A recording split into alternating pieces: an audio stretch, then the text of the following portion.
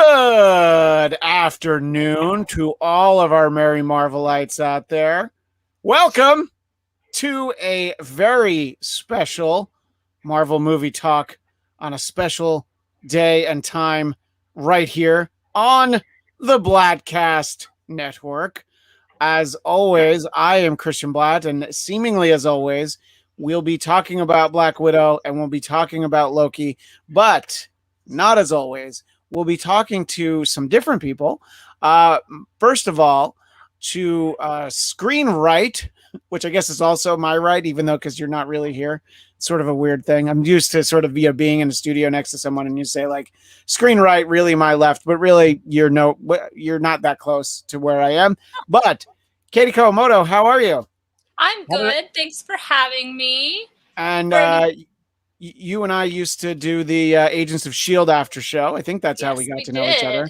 Yes. And we were there right on through to the end, to the final episode. Yep. Rip. And someone that I've known since before the land before time, Jeff Duray of the Bladtcast. That's a pretty great thing to have on your resume, right? Yeah, pretty much got me all the jobs I have. Nice. Well, it's not entirely untrue. We have been spending a lot of time. Obviously, we've been doing weekly recaps of Loki on Marvel Movie News. Nope, Marvel Movie Talk, which is a very similar show to the one that I said. But and hey, Cami Egan recognizes you. It says, "Hey, it's Katie, the Con Girl." It is. And yes. That is one of the places people know you from, right? The Con Guys. The Con Guys. And then we just launched our sister site, the Con Girls. So that one is for the lady side of the Con Guy. It's all female perspectives of stuff. And I started it with one of the other sisters that I know and my roommate. So, but yes, I am the Con Girl, one of the Con Girls of the Con Guy, but also a Con Girl. So, yeah. Well, and before we... Being a con artist, like you just scam people and you're giving them advice on how to run. There is some confusion about that. It's actually called the Con Guy because we talk about conventions and all that stuff. Oh. So we do not con people. I thought this was like Matchstick Men. So no. It's not that colorful, I promise. I actually thought that the guys and you were all like Sawyer from Lost. You know, all just really elaborate cons of trying to get women out of their money. You know, my friend would not be offended by that comment. He loved Lost, so. I mean, it's as I'm on record as boy, I sure loved Lost right up until the finale, and then I'd like it seared from my brain as a result. But you know, before we dive into talking about this movie and the show, you know, you're talking about the Con Guys and the Con Girls. And I'm sure people can just find those everywhere, right? On whatever platform where they find podcasting and on YouTube and all the good places, Katie? Yep. Spotify, Apple. Oh, they're giving that Joe Rogan money to everybody, right? Over at Spotify. So if you're just on Spotify, you get some, right? No idea. Oh, so no, I guess not. Okay, so you didn't get like $1 billion. No, definitely not. Okay. I would probably have a better studio if that was the case. Yeah, so they probably ran out of all their money and gave it to Joe. But what I was going to bring up before we dive into the movie and this show is it seems like at least in certain parts of the country, cons are actually happening, not just virtually. I know here in Southern California, I think in December, they're looking to do Comic-Con Revolution out in Ontario, which is one that I've been to a couple of times. It's, you know, you gotta want to head out to Ontario, but they've got some good creators lined up there. Yeah. So are there any cons in your near future? And I'm talking about the convention kind, not the kind that Jeff wants there to be in your future. Yes. Hopefully Los Angeles Comic-Con. It's still supposed to happen in December, but given the current state of things, who knows? You know, we're kind of backsliding a little bit. I'm hoping it does not mean it gets canceled. So that would be my first con since 2019, because I don't think I went to a convention in the beginning half of 2020. Yeah. So I think San Diego Comic-Con 2019 was my last con. Oh, that's a Wow. long time. That's such a long time. That's already 2 years. Yeah. So, So in talking about going out of the house, I know that one of the big draws for Black Widow, it was even for me too, was that it was the movie that brought me back to the movie theater, the inside movie theater. I'd been to some drive-in movies and didn't have a great track record. I saw New Mutants, Tenet, Tom and Jerry with the kids, but still Tom and Jerry and Mortal Kombat. So Felix walk out of Tom and Jerry? no, but what I'll tell you is Felix and Lucy were like, well, Felix actually said it. It's like, where's Tom and Jerry? Because Tom and Jerry were not in the movie enough. I'll tell you who was it. See it. Yeah, Colin Jost from Saturday Night Live was in that movie. Hit Girl was in that movie. She's great. Movie's not, but in general, she's great in like probably everything else. Yeah. But there's a lot of like the humans, and it's like, wait, why are neither Tom nor Jerry on screen for like 5 minutes? So it's a valid concern, and that's the kind of hot take film commentary that I hope my son takes to whatever social media is happening in the next few years. Yeah. But Jeff, I know you had been to movie theaters a couple times last year. But was Black Widow the first one that you'd been to in a while? Is that correct, or had you seen something else?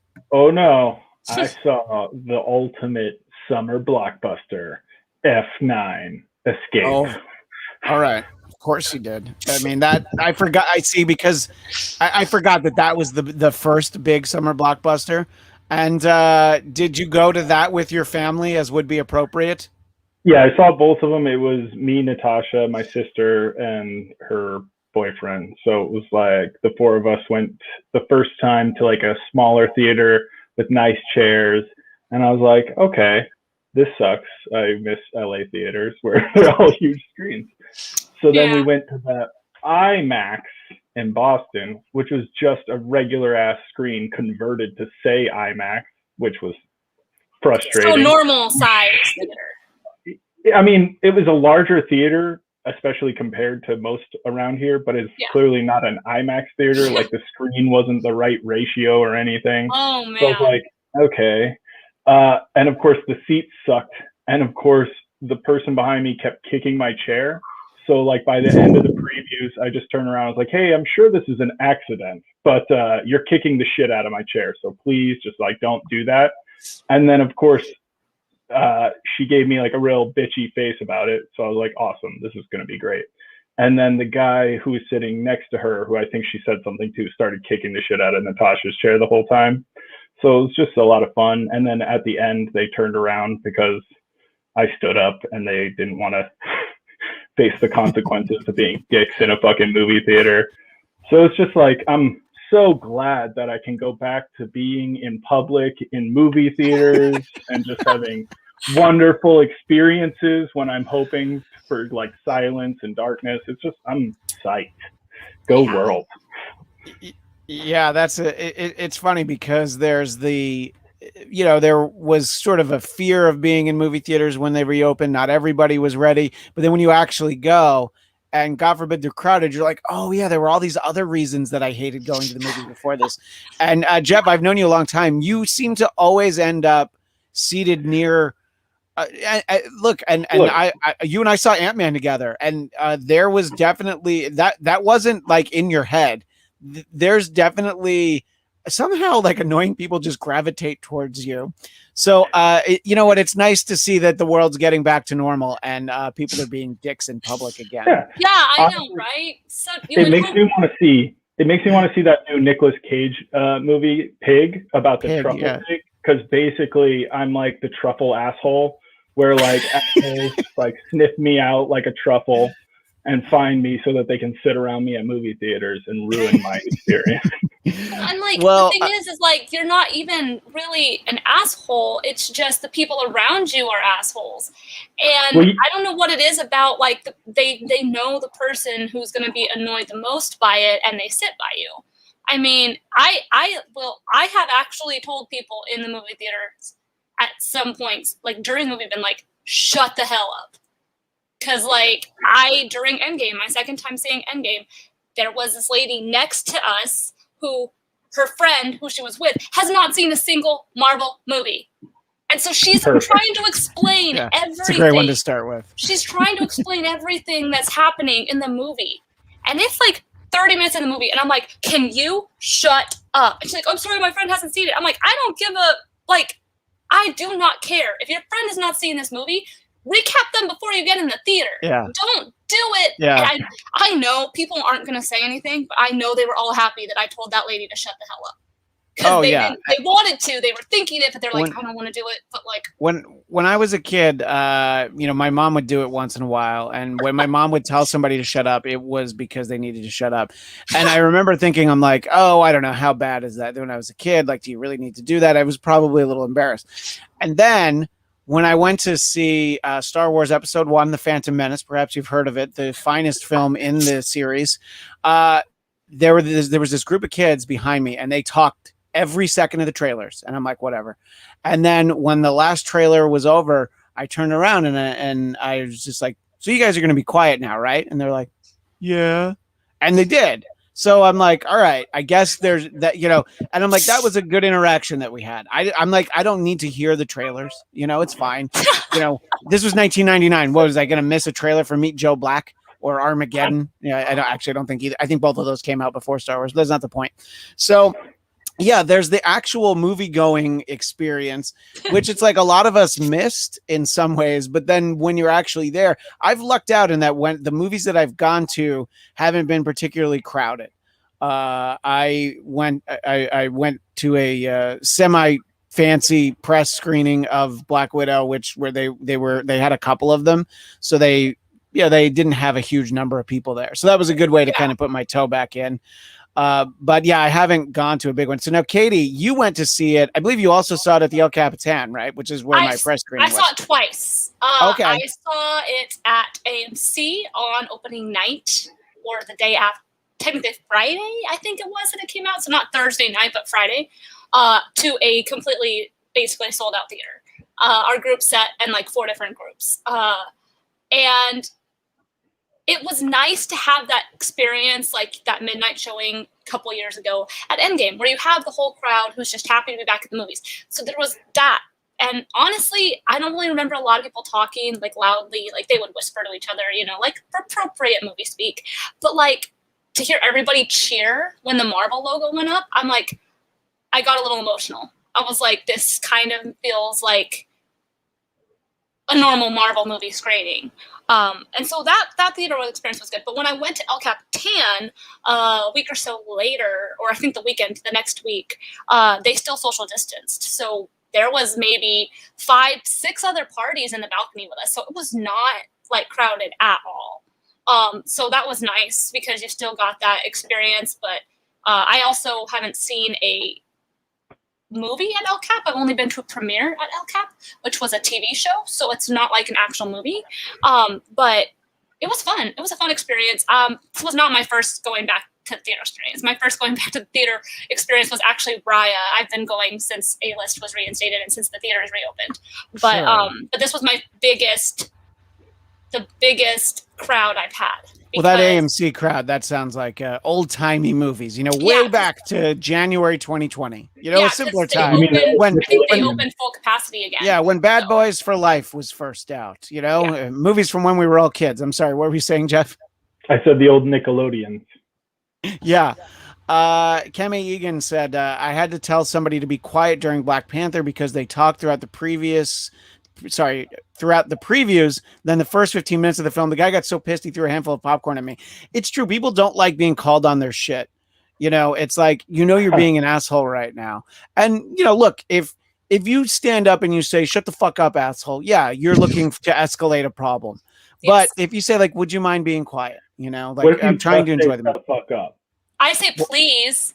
Yeah. Shut the fuck up, please. Would you please shut the fuck up? Yeah. That's a good way to say it, Jeff. Because remember, I went to see, what was it? Us. Like an 11 o'clock showing, and the couple sitting next to us in an otherwise like very open theater, and they clearly chose their tickets after us, because I never pick my tickets next to people. So that's the thing that gets me with people. Is like, they're choosing their fucking seats next to me. stop it. There's space. Like, go sit elsewhere. This couple, they're talking through the whole previews, and I got so frustrated I didn't say anything. So, and then when the movie started and they were still talking, I turned to them next to me and just said, "Shut the fuck up." And the girl turned and was like, "You need to leave. I'm going to ruin this movie for you." And just started like screaming and saying all sorts of shit. And so we both got kicked out. I got kicked out for having said fuck in a rated R movie at 11 o'clock at night, which was interesting. So I made them refund me for my popcorn and still ate it and took the drink. I made them refund me for my concessions, my ticket, everything, and just walked out. I was like, fine, free popcorn for me.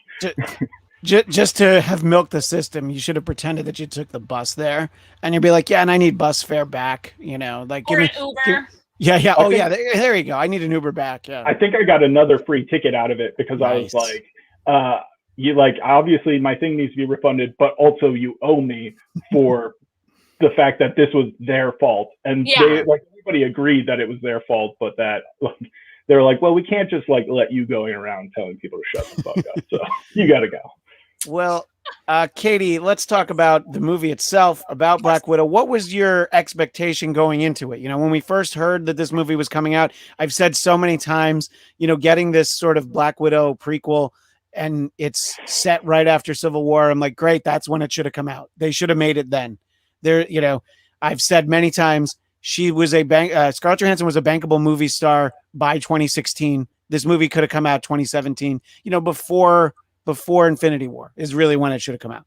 It didn't, but I still tried to be excited for it anyway, because it's like, okay, well, she does deserve to have her own story. So your expectations going into the movie, and then having the movie kind of spin its wheels for another year and finally getting to see it. What are your thoughts on all that, Katie?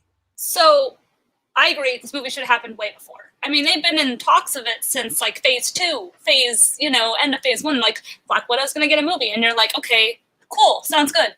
And then it just kept getting delayed. And you're like, is it going to happen? Like, I don't know at this point. I did not know going into it that it was after Civil War. That it took place after Civil War. That was a pleasant surprise to me, and I was happy about that because I think it was too late to do an origin story per se. It's just way too late. She's been in the franchise for 10 years at this point. So I had very low expectations. I thought this was going to be like on the Iron Man 3 spectrum, like just too little, too late. I went in with Marvel expectations, but not like low Marvel expectations, not Endgame expectations, but not like DC expectations, if that makes sense. And I was very pleasantly pleased with it. I actually really enjoyed it. It's my favorite female superhero movie that I've seen, just because Wonder Woman was great, don't get me wrong, but I am more of a Marvel fan, aka why I am here today. And I personally that's the only reason we could be friends. Yeah. You were, yeah. And let's be clear. Wonder Woman, the first one was great, but that second one.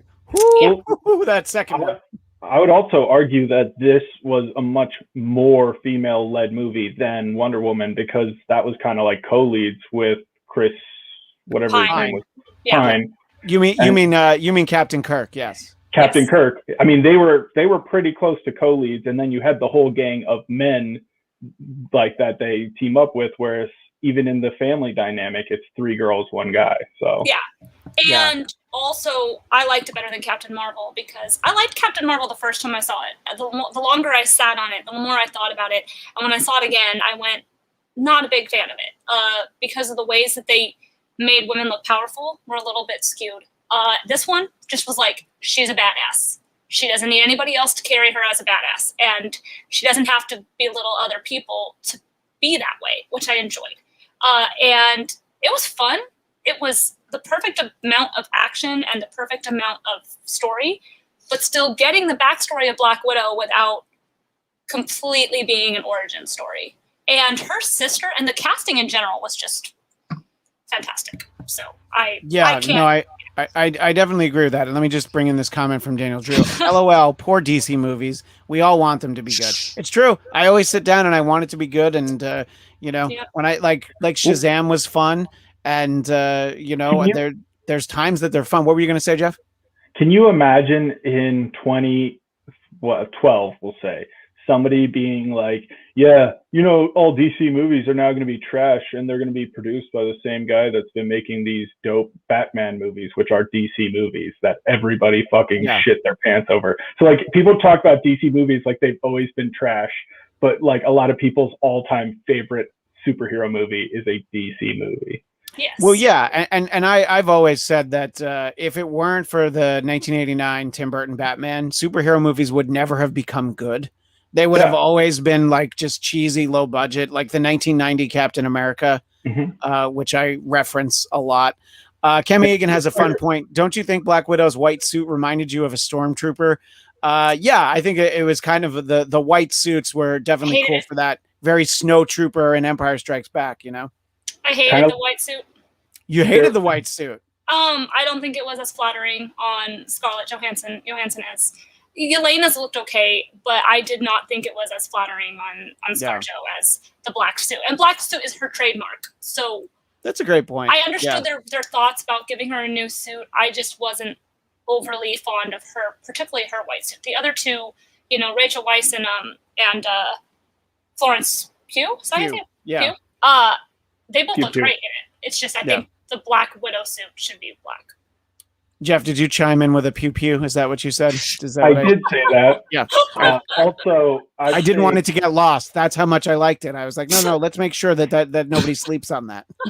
I think they look like the Snake Eyes. Maybe they needed to differentiate from the Snake Eyes movie that's coming out, because don't they have a white and a black ninja in that?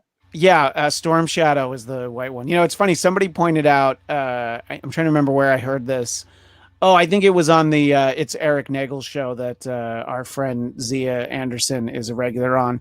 That the Black Widow trailer, it sort of like feels like sitting down to watch Black Widow. It's sort of like, wait, am I sitting down to watch Black Widow or Snake Eyes or Shang-Chi? It's like these movies all have very similar vibes when you see the trailers for them, and I think it's a tone that we're getting a little bit right now. But I don't know. I've never seen any of those G.I. Joe movies, but I'm like, oh man, I always did like Snake Eyes when I was a kid. So they might get me on that one. But Jeff, what did you think about the casting? I mean, I have said that the greatest heist in MCU history is Florence Pugh stealing this movie away from Scarlett Johansson.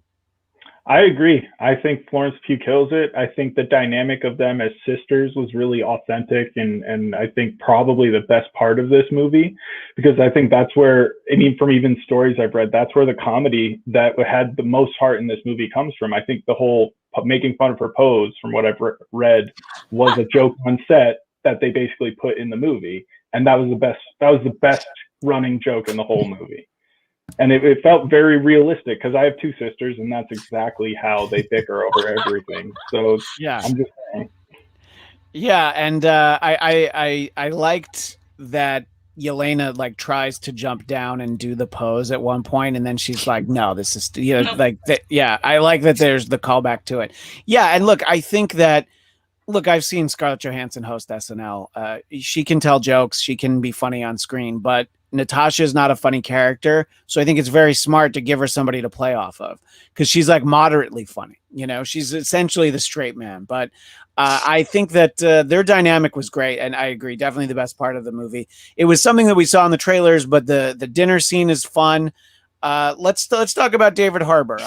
My feeling was, when I saw the movie, I'm like, this is exactly how I thought he was going to be in this movie. And I'm so glad that that's what they did. You know, they didn't try and convince me that he's actually like, you know, super noble, super brave or whatever. Nah, he just likes to punch stuff. What'd you think of David Harbour, Katie?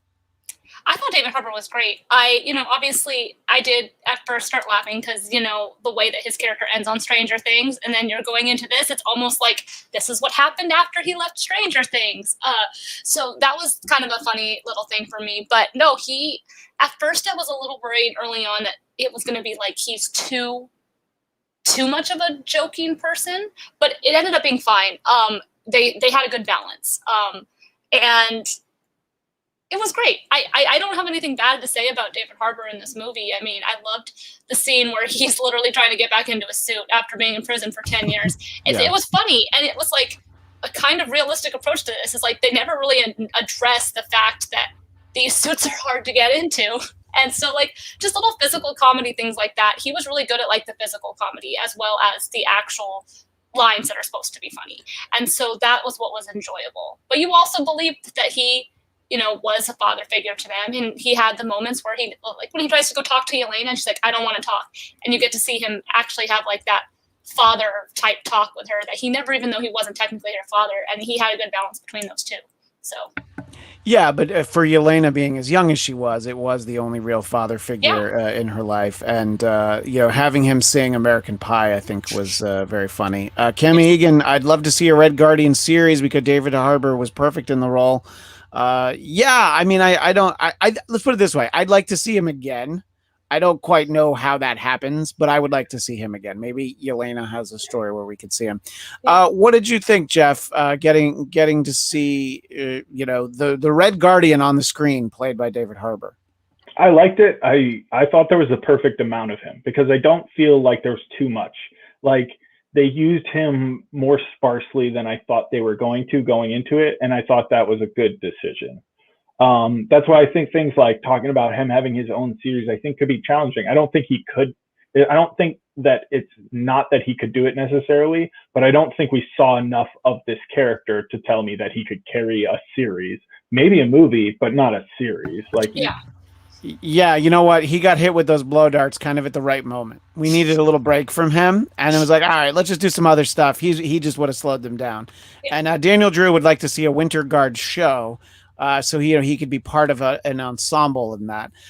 Yeah, and so look, I think in general, most people I talk to found the movie to be fun, and that's kind of what it should be. Ooh. I was a little bit impressed by dealing with sort of the serious issue. You know, I mean, they don't dwell on it, but sort of the idea of just sex trafficking and just this idea that they're, you know, the one resource that it will never run out of is girls. And I'm like, they took the time in this movie to make that point, you know, and it's like, yeah, it's an uncomfortable thing to point out, but I'm glad that they took the time to say it. And I'm sorry, Jeff, what were you going to say? I was just going to say, I just had the thought that, oh shoot. I'm sorry. I lost it. I made you forget it. Yeah, it was somebody that I was like, actually, I think I would love to see him. Oh, Isaiah Bradley, because he keeps talking about how he fought Captain America and like the timeline doesn't line up, but we have been introduced to Isaiah Bradley, so that might be a really interesting way to bring him back into the fold. Is him be like, see, I knew Captain America. Yeah, it was the other Captain America.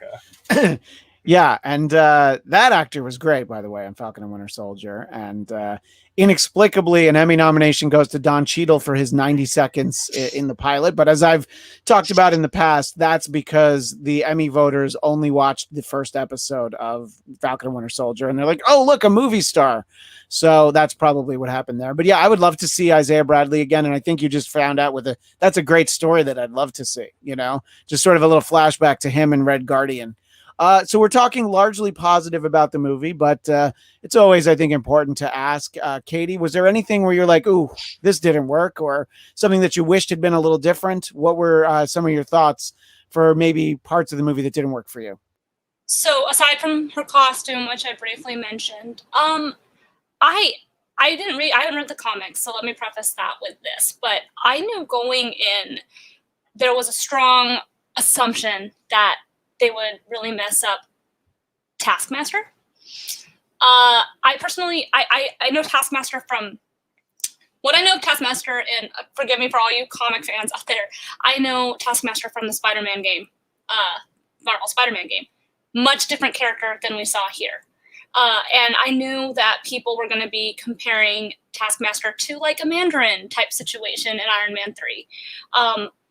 As much as I understand people's not liking that, I understand that Marvel, was like, we're going to make this decision. We are not the comics. We make our own decisions. But to preface that to everybody who's like, oh, okay, spoiler alert for anybody who's watching this. Am I allowed to say a spoiler? Okay. Oh yeah. No, we can. Yeah, cool. I know we've gone like really half an hour almost without really getting into spoilers.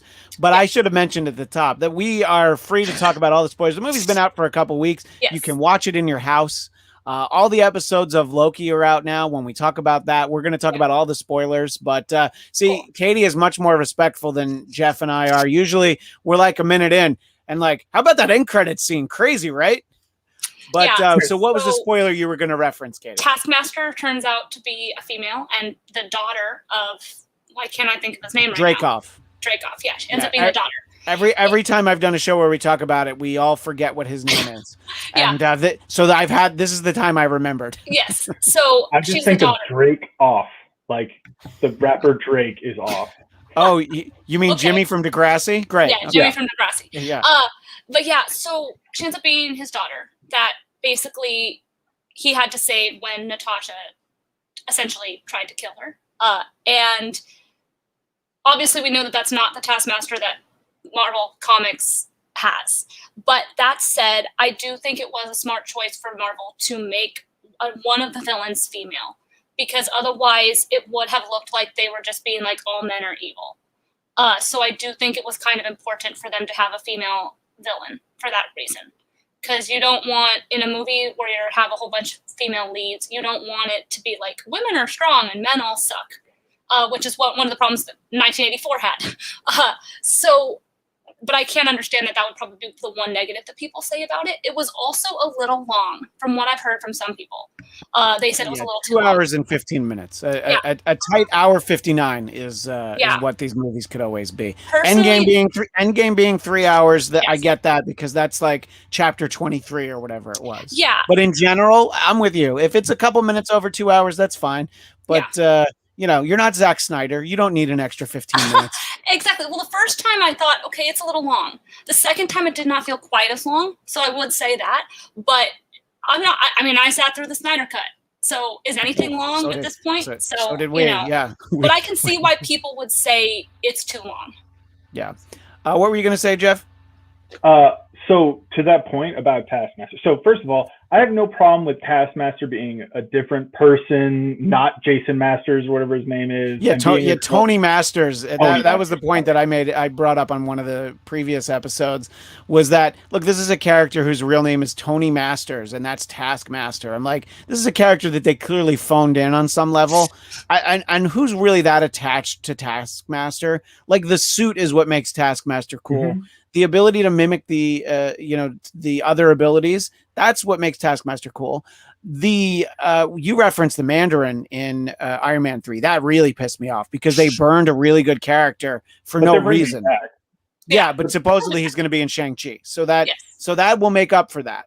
But yeah, I agree with sort of that point. Like Taskmaster, it's not like you messed up. I don't know, the Green Goblin or something. What were you going to say before, Jeff? Sorry, I just jumped in with Tony Masters. No worries.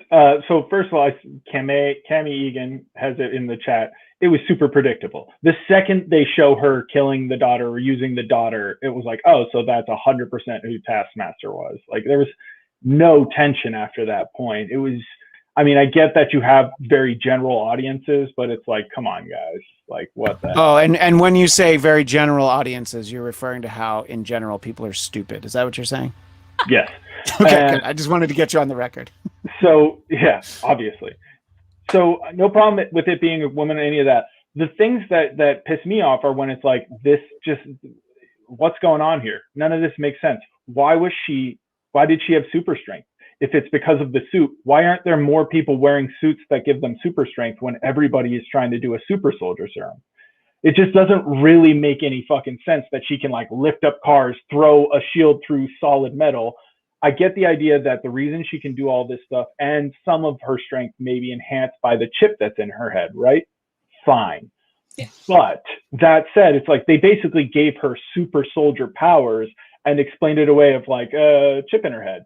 She's a robot now. Whatever. Yeah, look, the thinking would be that the Taskmaster suit would be expensive. So sure, you could still have a ton of Black Widows, because as they made the point, that's just free. You're just, taking kids away, basically taking girls away. But you could have, I don't know, 5 Taskmaster suits maybe. This guy has all these resources. I do agree with that. Having more of them. And like, let's explain, why is she able to be so strong? And can somebody else get into that suit? and like would Dreykov be able, like, could he have had his own suit? Although then that would have been like just the terrible third act of The Wolverine, a movie that I mostly liked until sort of right at it goes off the rails towards the end. What were you going to say, Jeff? I was going to say, to Katie's earlier point, though, about needing to make her a female to balance out the idea of like men being the only evil, I disagree with that only because I think they could have they showed it. I think the far more evil is the mom, and they talk about it because yes, she was brainwashed, but we watch how sadistically she chokes out that pig with her mind control program. She had no qualms creating this agent to control these girls. She's 100% culpable with everything that's happened. And then suddenly she's like, well, I feel bad now and I'm helping out. So it's cool. No responsibility for me. They should have bared down on actually, you're pretty much the bad guy. Like the girl Taskmaster's not a bad guy. She's just a robot. That's like saying that an automaton's the bad guy. No, it's the person using the remote control. So I don't think Taskmaster can even really be considered a villain versus the mom. Iron Maiden, I think is her name, or her character name. I think so. I can't remember. No, I agree with you. That's a completely valid point because Rachel Weisz was definitely not a good guy until the very end. So I totally agree with that. Yeah, it's like I was going to keep on with this, and even to the point where, I called in reinforcements when I saw you here, but now I'm good. So since I did that, I'm actually a good person. So, but in any case, so there's definitely some issues. I mean, it's not a perfect movie, but I think for a movie that I had trouble getting myself excited for, I was very pleasantly surprised and impressed by how it worked. The action sequences specifically, we've talked about how in the credits they have a whole section listed for the descent unit, which is when the Red Room is falling, just all that stuff. As hard to believe in the real world as that is, that's still really cool to watch. So seeing it on the big screen, like that stuff, I'm like, all right, I'm glad that I went to Flying Castle. Yes, exactly. It was indeed the Flying Castle. So before we move on to talk about Loki, let's talk about sort of a lot of the buzz out of the movie was the end credits scene, which was supposed to introduce us to Valentina, the character played by Julia Louis-Dreyfus. But then because of COVID, we ended up getting the Falcon Winter Soldier series first. So you see that, Katie, and clearly we've already seen she's recruited John Walker, and now she's got Lil Widow Jr. She's got Yelena and having her go after Hawkeye. Do you think that is going to be the Hawkeye Disney Plus series? Do you think it'll be something else? And what do you think she's trying to assemble? Like, do you think there's a specific team she's trying to assemble? As far as a team she's trying to assemble, I'm not entirely sure, but I do know, I think that it's kind of setting up more than just Hawkeye. I think it is setting up Hawkeye directly now, but in the end game, there is something else that she is setting up. What that is, I don't know yet, but, it's, first of all, damn it is what I thought when Marvel first started that end credit scene, was because we didn't get her moment when she passed in the movies, which she didn't really get her time for us to grieve Black Widow. So as much as I appreciate that they are giving that time to her now, it hurt. I was like, shots fired. Marvel was not prepared for that. It's kind of like the second ending to the Spider-Man game. It just sneaks up on you and you're like, all right. But so what you're saying is during that elaborate funeral for Tony Stark, they could have been like, oh yeah, and Natasha was our friend too. Yeah, and I didn't even think about that till my friends mentioned it after the movie. movie. I didn't think about it when I was watching the movie. But guys, showed men being upset about her dying, so that's good enough. Like, right, the Hulk threw a bench. That's a guy being upset. Yes. She's been mourned. Yes, but that said, I also cried because I love Hawkeye. I think he too has not gotten his time to have his own standalone thing as well. just like Black Widow, it was too little too late. I've been wanting us to get, everybody else in the Avengers has had 2 or 3 movies at this point, and except for Hawkeye and Black Widow. So I am really excited about the TV show. I'm one of the few people I think that's excited about the Hawkeye show.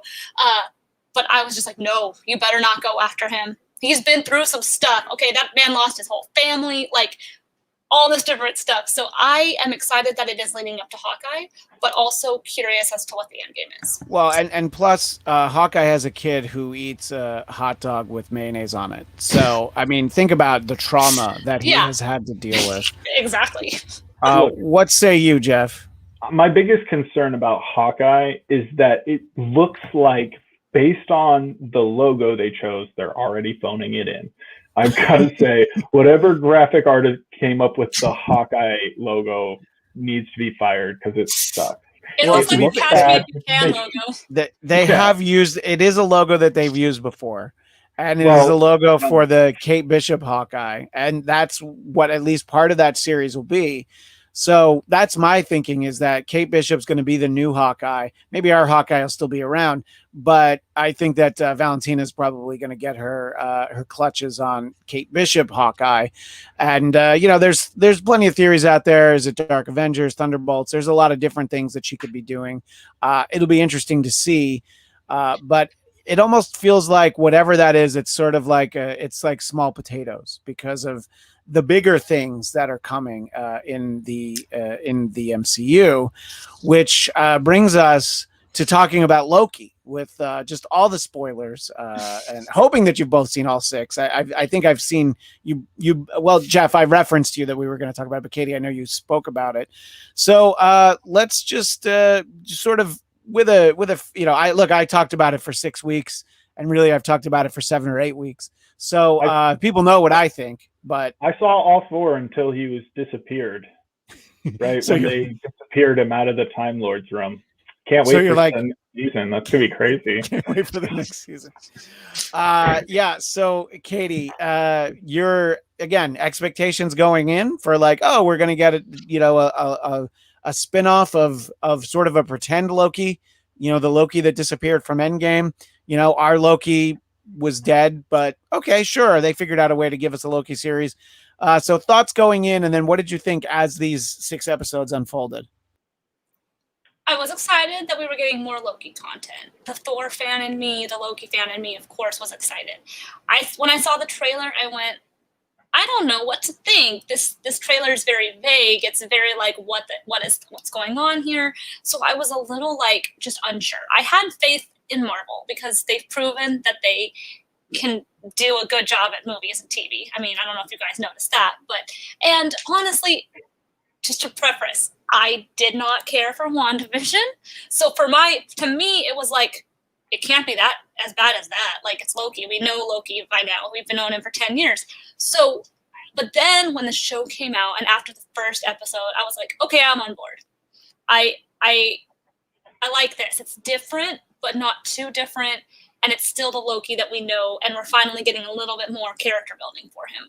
And then it was a ride. I enjoyed it till that. But I also knew that there was a season 2 before they announced it. So when everybody's like, what, there's going to be a season 2? I'm like, have y'all been paying attention? They announced season 2 like a while ago. And if you go on IMDb, it's already up. Like, so it was just funny to me because I was like, this is the only one I knew was not going to be a series finale. With Falcon and the Winter Soldier, we didn't know. But with WandaVision, they said this is a limited series. So yeah, and I think that should they decide to tell more stories with either of those shows, they could certainly do another Wanda series. They could do another Falcon and Winter Soldier series, except I guess they would have to call it Captain America and Winter Soldier, which I'm like, wait, but that's the title of the movie. So then it gets confusing. But in general, yeah, they could do more of them. So legitimately, I didn't know that there was going to be a second season. I thought that there might be. And as we got closer to the end of that hour, I'm like, where the hell are they going with this? How are they going to wrap this up? Oh, they're not. They're not going to wrap it up. Okay, well that makes more sense, Yeah. What did you think of Loki, Jeff? I think I went in with lower expectations because the way that Falcon and Winter Soldier started strong and then ended up just kind of treading water. I was like, I don't know. You know, I enjoyed the ups and downs of WandaVision, maybe more than you, Katie. I don't know, but I really didn't know what to expect, but I did think it had the chance of being good because I know how popular this character is, right? Like above all the other characters, I know this is like one character that people really, really care about. And I think they had been on record as saying this one was going to be much more important to the overall continuity of the universe. So I was like, all right, well, just right off the bat, the fact that the stakes are much higher makes it more interesting. And I think it delivered on that, right? Like they were able to keep the story moving for the most part. I know a lot of people didn't like that episode that was basically the Doctor Who one where they're on the train, but I didn't even mind that. I thought that was good character building. No, I actually said that week, I was like, that's the best Doctor Who episode that I've seen in like 6 years. It was that one. I'm glad I am not the only person who thought of Doctor Who when watching Loki, because they just gave me such Doctor Who vibes. But that episode in particular, you're like, this plot could be a Doctor Who episode, and I'm like, oh, either one of them could, either Loki or Sylvie could be a doctor or could be a companion. I can't imagine Loki not being cast, Tom Hiddleston not being cast, but I was just like, it really felt like it. And I'm like, oh, but in all the best ways, Yeah. So as far as, I enjoyed it a lot, the show. I'm really psyched for all the possibilities that it's opened up. I really liked Jonathan Majors. I like him as an actor just in general. I think he always delivers really good performances in everything I've seen him in so far. So I'm really excited to see him as all the different variants of Kang, right? Because the more I learn about Kang in general in the Marvel universe, is like the character himself is all about variants and having a million different variations of him as it is. So I think it's brilliant. I think it's a good way to introduce the topic and the multiverse and everything else. Yeah, and the idea that He Who Remains is actually a different character, but him being a variant of Kang is just a sort of a very logical way to kind of wrap those together. And I mean, he's also Immortus, Ramatut, and I believe Iron Lad is also him. So there's a number of variations of this guy, and I love that we're going to see him. And they're very clear that like, well, this isn't Kang, but it's a variation. It's a variant. It's a variant of Kang, and actually getting it in the show was great because I don't know. I mean, I thought it was just they were gonna just tease something that we were gonna get later in a movie. I mean, there was all this talk during WandaVision. It's like, oh my God, are we gonna see Mephisto every week? It was like Mephisto. It's become a joke. It's like, no, there's no Mephisto in the show. They give you Mephisto in a movie if you ever get him, but. I was glad they didn't Mephisto us. And I agree. Jonathan Majors was fantastic. Cami Egan agrees. Jonathan Majors as He Who Remains was great because he was pompous, had loads of swagger, and the teases to Kang's other personalities was terrific. Yeah, like, I was watching it at midnight. So when he said, I was a scientist in the 31st century, I was just like, oh, I'm just going to, in my inside voice, lose my shit. But, just kind of stay calm. Also, I was watching it with my wife, and I was just like, I don't have to explain why I'm going crazy right now. Marvel even announced that he was Kang in Quantumania, right? Yeah. He's playing Kang in Ant-Man and the Wasp Quantumania. Yeah. So it's like you just see him pop up. But that was the thing. The whole show, every time we met the Time Lords, I'm like, which one of those is Kang? And the answer is all of them. So awesome. Yeah, and I think that they did a good job, giving us different variants of Loki. Seeing Richard E. Grant as a sort of a very older comic book accurate Loki. Yes, the suit, but also in the way that he would run away from Thanos. That's the Loki that I think that we all know. He is just like, why would I stand up for anything? The only cause that I truly believe in is me.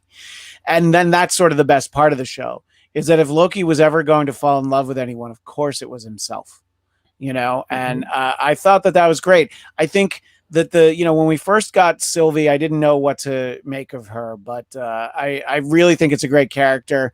And look, at a certain point, Disney doesn't like to pay movie stars movie star money. So I feel like we'll get some more Tom Hiddleston clearly in season 2. But at some point, if she's going to be the only Loki we get, I'm going to be okay with that. What did you think of getting, it's not something we knew going into this series, Katie, was that we were going to get a female Loki. What did you think of Sylvie over the course of the episodes that she was in?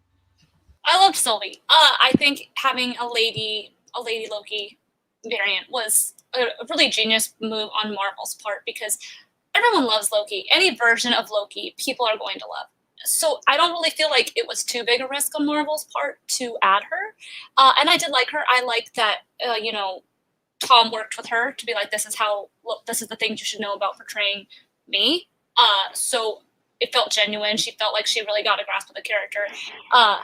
As far as the whole ending up with yourself thing, I was like, kind of like, I think I'm okay with this. Like, it's Loki. It makes sense.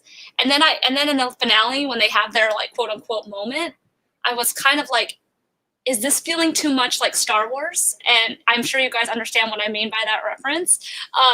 Is it kind of like the time passed? So like when they missed their opportunity, like 2 episodes prior, I was like, oh, that's a bummer. And then when it happened, I was like, ooh, did I want this? Like, I don't know. Yeah, exactly. I don't know how I feel about this now. Like, it kind of, like, it wasn't as cringy as the Rey and Kylo thing, obviously. Yeah. I also don't know. Was anybody asking for that in Star Wars? Because No. I over the years, I'm like, was there a big Ren? I'm trying to think of what the Rey Ren ship would be. I never even heard of one. Probably Ren. Yeah, just Ren. Yeah, just absorbing her name, Rain. And the idea was like, no, who needed? And then it comes at like the end of the movie, and I'm like, what was that for? Yeah, what did you do that for? So I don't think this was as bad as that, because I think you kind of all saw the chemistry between the Loki and Sylvie, and I think the fans for Loki are, for a lack of a better word and to be polite, passionate. So all sorts of things happen in the realm of Loki, and I feel like that was a little bit of fan service, but not in a bad way. I'm curious to see where we see Sylvie in the future. I did not see it being her that would cause the multiverse to so that was a big shock. I do think that they're trying to set things in place for when they do need to replace Tom, but I don't think Tom's ready to give up that gig.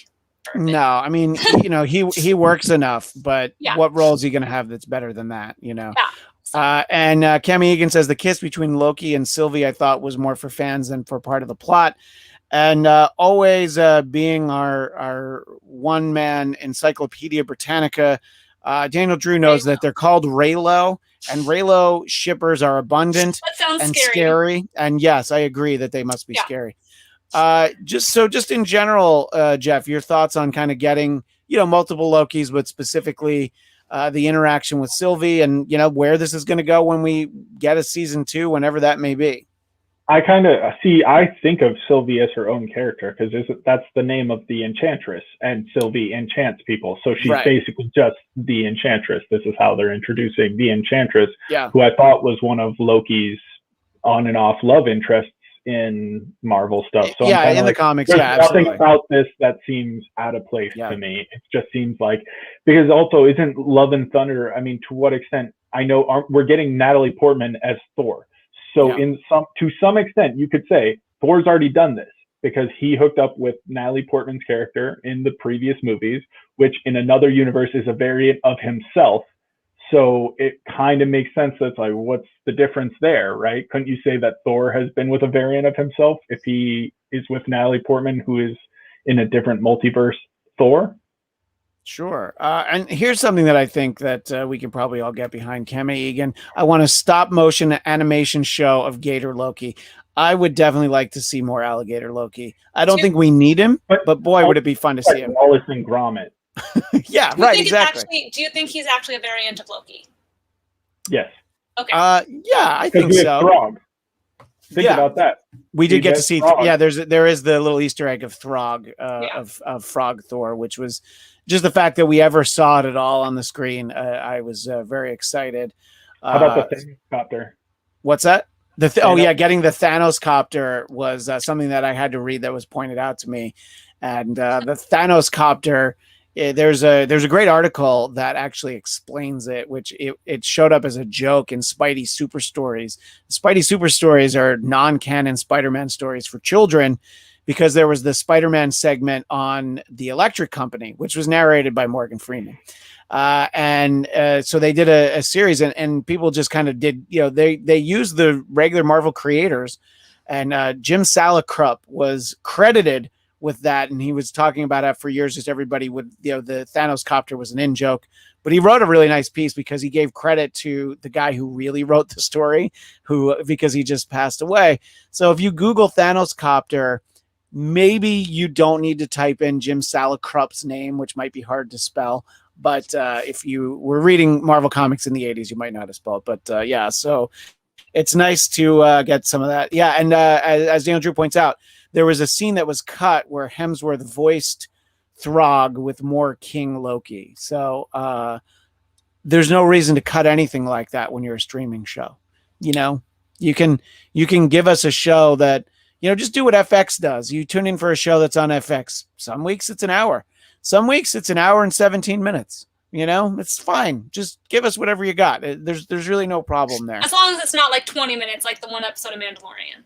Oh, that was infuriating. The Mandalorian is a half-hour show that occasionally goes long, and the fact that it's only a half-hour show, I'm like, how is this not like 45 or 50 minutes? Yeah. I just because somebody mentioned it in the chat. It was Cam Egan again. Just take a moment, Katie. And what was it that you didn't love about WandaVision? I know people that liked the way it started. They were okay with the middle, but you're not alone in not loving the way it ended. I was very happy with it, but I just got to see a lot of stuff that I wanted. I got to see White Vision. So Wiccan. Wiccan and Speed and all that stuff that we got. Yeah, I hated the way it started.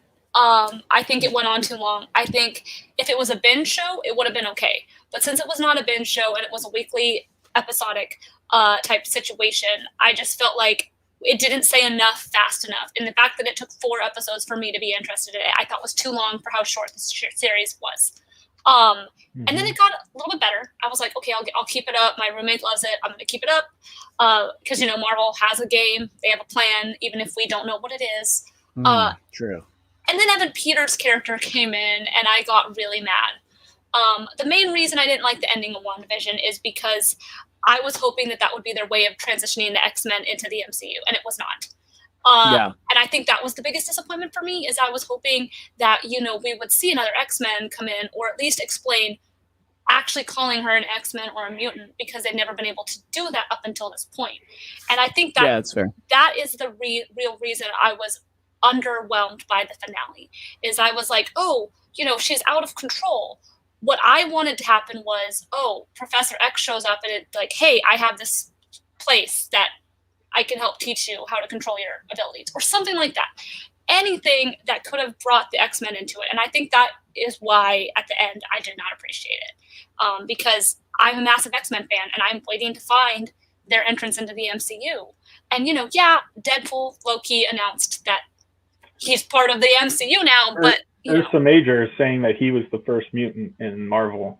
The guy who played Ursa Major in Black Widow. Oh, okay, yeah, gotcha. Wait, you mean the guy who gets his arm broken? Oh, that guy. Yeah. Prison. I'm pretty sure the name of him is the guy who plays, or is the character Ursa Major, who turns into a big grizzly bear. Yeah. So, and he's a mutant. So he's claiming that he's the first Marvel mutant. Well, they've definitely laid the groundwork for Wanda to be a mutant. Yeah, because yes, they heightened whatever she had, but she had some kind of innate ability. So look, I think if they give us some kind of do-over, that this guy's name, what was the Evan Peters character's name, like Rich Boner or something? Yeah, Ralph Boner. So if it's like a multiverse of him, version of him, I'm okay with that. Have it be a variant of Evan Peters. You can very easily retcon it. It's just, I wish we didn't have to just retcon stuff now. I wish. Yeah, no, I agree. I don't love having to retcon anything, but it's one of those ones where what's that, Jeff? Doesn't a multiverse mean nothing has to be retconned? It's just a new version. Yeah, it just comes. Well, they haven't explained that yet. So yeah. Well, yeah, and I think so. I'm willing to like, give them a mulligan on it, depending on where it goes. But yeah, that was hugely disappointing because I'm like, just the fact that he shows up at the door and it's Evan Peters, like, that week, that's how that show worked really well as a weekly series. If that was a binge show, you're like, well, I guess I'm not going to bed for another hour, and then it's like, well, I have to sleep over the next week. Yeah. But I think it's great. What's that, Jeff? I'm sorry. I think they could have done the Invincible, like what Invincible did. Release the first 3 episodes all at once, get people watching those and going, oh, and seeing the progression like immediately. And then you go, here, week by week, we'll feed you the last good parts of it once we're really starting to hit our climax. Yeah. Yeah, some series have done that. Hulu does 3 episodes at a time. Yeah, Hulu did that with the Runaways. I think maybe the first season. They did it with pretty much everything. They did it with Castle Rock too. Okay, yeah. So I think giving us a few to start and then stringing us along a little bit. I know they're in the business of keeping people subscribed. So look, in general, it's just been an exciting couple of months. I mean, look, we've had a lot of Marvel content this year on Disney Plus. We've gotten something in the movie theaters. Yes, it came later than it was supposed to, even than it was supposed to this year. And, we've got Shang-Chi, we've got Eternals, we've got Doctor Strange next year. We've got so much stuff. I didn't even mention, we've got another Spider-Man movie at Christmas time, which it's like, it doesn't even feel like it's time for another Spider-Man movie, but it sure is. So there's a lot to look forward to. And I am just excited that we have all of it, really. I mean, getting the Disney Plus content, I think, was great for the beginning of the year when everybody was like, I don't know if my movie theater's ever going to open again, but now, like, we hope just everybody does okay. And that we can still see these movies. That's really going to be the key, actually getting out there to the movies and checking them out. And I think it's fun to just have new Marvel stuff to talk about as much as I can do. Like, you want me to do an hour on favorite obscure Spider-Man villains. I'll be back next week with that. If somebody wants it, you just let me know. I could do, I'm like Steve Rogers. I could do this all day, but I love getting the new stuff, and it is exciting. And especially when it reminds me of, some of the old stuff too. But it's always, go ahead, Jeff. To that end, are you excited for James Gunn's Suicide Squad because it feels more Marvel adjacent because of his work with Guardians? Absolutely. Another Suicide Squad movie I would probably see because I would check it out. I'll just see it for Peter Capaldi, in all honesty. But Peter Capaldi and Idris Elba, all right, now you're talking, but yeah, I'm excited for that. I was, like pretty much everybody, let down by Suicide Squad. So the Suicide Squad, well, they put another word in the title, so hopefully that makes it better. It's like the real Suicide Squad on Twitter. Yeah, right. It's like there was like a Ghostbusters cartoon, but then there was the real Ghostbusters, which was the characters from the movie. So it's like, this is the real Suicide Squad.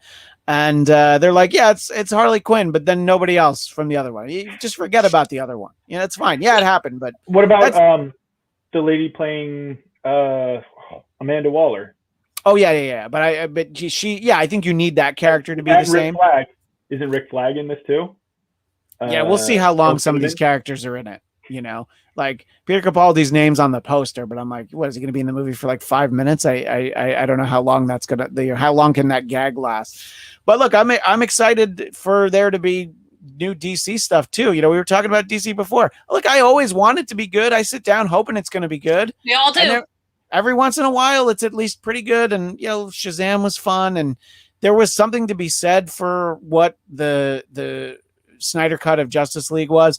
It was a very clear vision. It was way too long. But you're like, okay, but this wasn't that. OG. But this was not the train wreck that Joss Whedon came in and just mucked up. So, I'm excited for that. And more excited than I am for Space Jam 2, I guess. So there's that. Oh my God. It was so bad. Did you just watch it on HBO Max? I'm going to try to see it today. I'm going to try to go see it today. It's okay.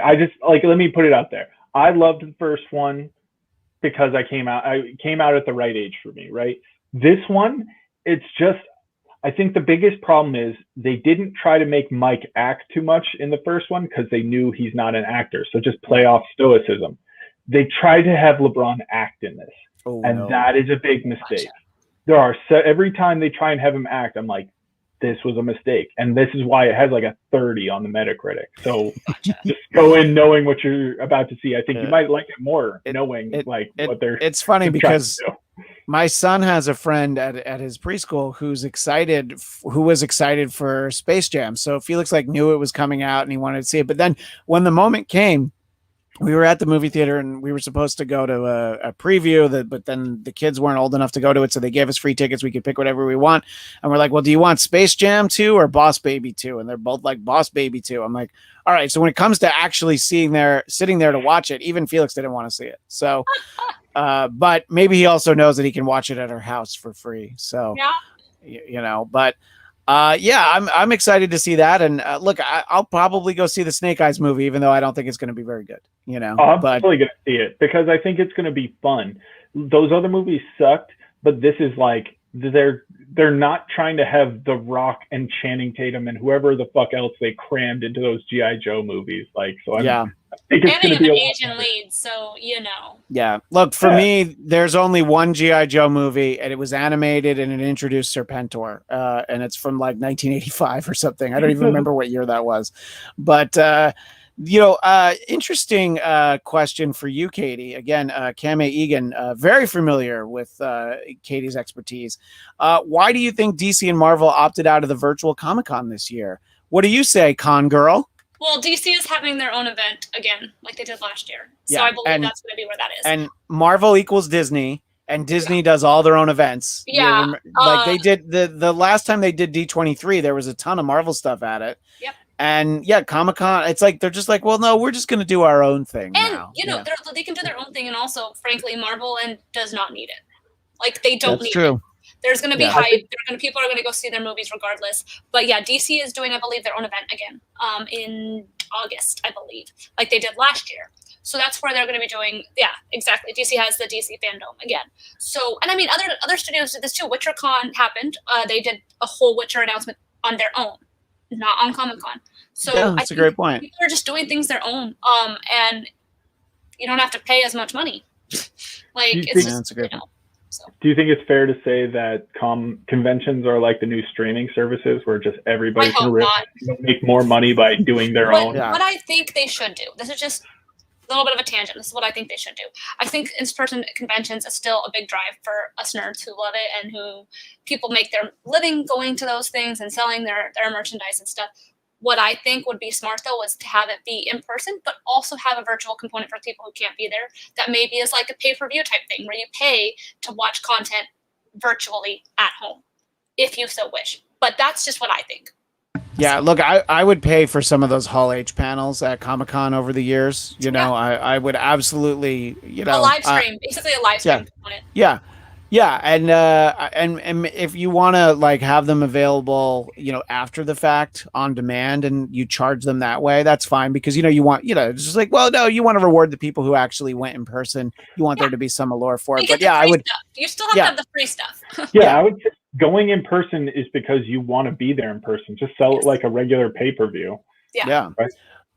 And a very important point, again, from Kame Egan, the reboot of Space Jam is also missing Bill Murray. Look, any movie that Bill Murray is not in is missing Bill Murray. I think even Zombieland 2 knew that they needed to have Bill Murray in it because he was in the first one. So yeah, right, exactly. You tell me a movie that'll be made worse by having Bill Murray in it, and I'll call you a goddamn liar. Okay, I just thought of one, but apart from Schindler's List, you tell me a movie that wouldn't be better by adding Bill Murray. Schindler, how's that list coming? Yeah. So So anyway, I thought that was a fun little. I think that you're right that everybody wants to do their own cons, but let's just hope that we get cons at all. But it's looking like later in the year. There's some that are happening in other parts of the country. There's some that happened last fall, in places like Alabama and stuff like that. But if we get our Southern California, the LA Comic-Con and Comic-Con Revolution out in Ontario, I'll be excited. And December doesn't seem that far away. Well, this is it's delightful to chat with both of you, and I'm glad that the way that the chips fell, we assembled this team. This is our super trio here. Katie, where can people keep in touch with you and find some of your other work? So you can catch me on all social media at KT_Christine. I finally got the hang of the fact that this is a mirror image. All right. At KT_Christine on TikTok, Instagram, Twitter, and Twitch. I stream live on Twitch late nights. I haven't been doing it as much lately, but if I do stream, it's usually at about 11 o'clock at night. So that's when I have time. But yeah, if you like video games, if you like conventions, and you just want to hear updates and you don't know kind of where to start, you can check into the Con Guys podcast most Monday nights at 8 o'clock live on Facebook and YouTube. And that's where we give you all the information you need to know about conventions. So you can find me either at KT Christine or at the Con Guys or Con Girls Twitter. Yeah, and God, it was like a year ago. I saw you and the Con Guys. We watched Jaws. Remember, we actually did. Yes. We actually got together at sort of like this one moment where people were getting together again, and then not too long after that, people were like, no, we're not getting together anymore. I mean, at least people I knew weren't. But there was like a moment. So I'm like, wait, I did see you. I saw you like one time. Yeah. But Jeff, I haven't seen you in forever because you went and moved. But if people want to keep in touch with you, what do you say? What is your advice to someone who wants to keep in touch with you? Piss off, mind your own business. Hey, mind your own beeswax. I think that'll really tell them. Well, you're at Jeff Duray and at Duray Jeff _ no, Duray _ I don't even remember anymore.